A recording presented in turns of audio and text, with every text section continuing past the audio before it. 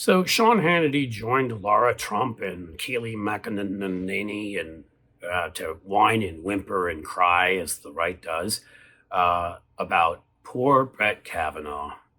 Can't even go to a Morton's and enjoy a steak. There were some people on January 6th who were trying to enjoy a normal day, legislators, cops, a few of whom are now dead, staff members, when Sean Hannity's network and Sean Hannity himself did their best to incite and encourage a violent, seditious attack, a domestic terrorist attack against the United States. And so, of course, they're now doing what the right always does, and they're trying to accuse us of what they do. See, that's how it works. If they can say you're doing it, kind of like they claim freedom for themselves. We're for freedom. Freedom to get shot in the streets by crazed lunatics who we encourage with AR-15s. Freedom to have all of your rights taken away and to become just a human baby container. Freedom to not be allowed to marry who you love. Freedom to die from CO2. This is what the right does. And of course, Hannity had Lara Trump on, known genius and obviously political observer since about the time she married Big Gums there in the Trump family. And, it's easy to grift. I'm sure Fox News, I don't even know if she's a contributor, but I bet she's a paid contributor because, of course.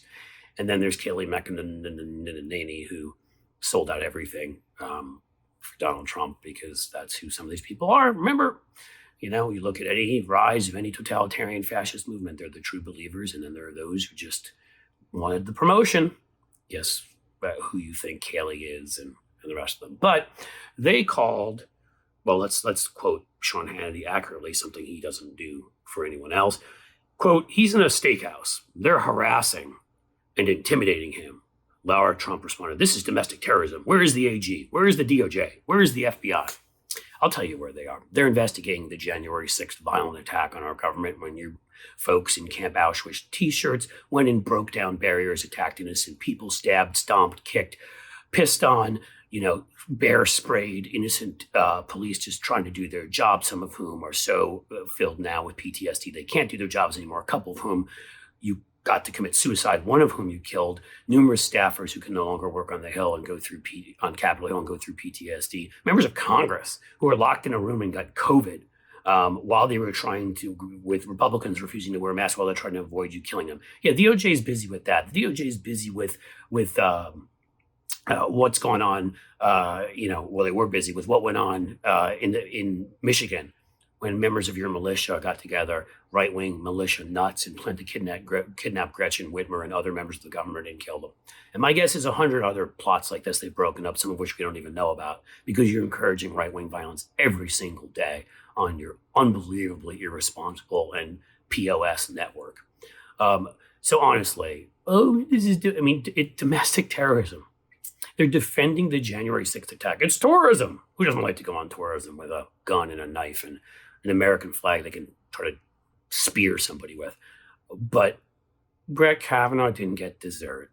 He didn't get to have beer with Squee and PJ and Tobin and the boys over the summer at the beach while they were lifting weights and drinking beer, Senator. He might have had to have one fewer beer, which maybe would mean his head would be a little clearer for maybe one decision and he wouldn't be the blackout drunk he's certainly was for years.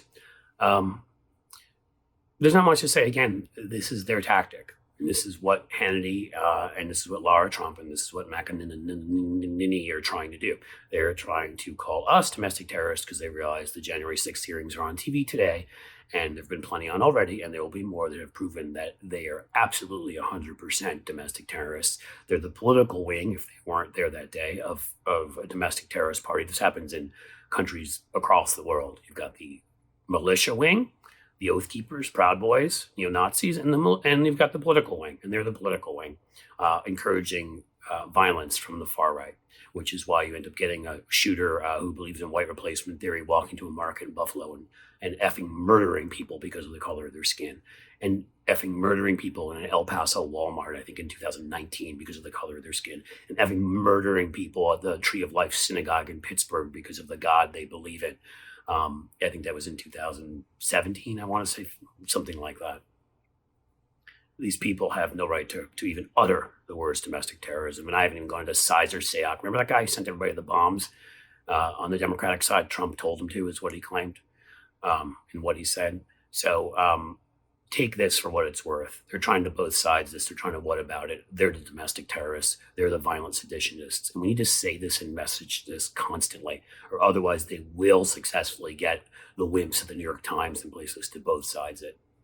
Guys, if you like this, please subscribe. We're growing rapidly. You can like, comment.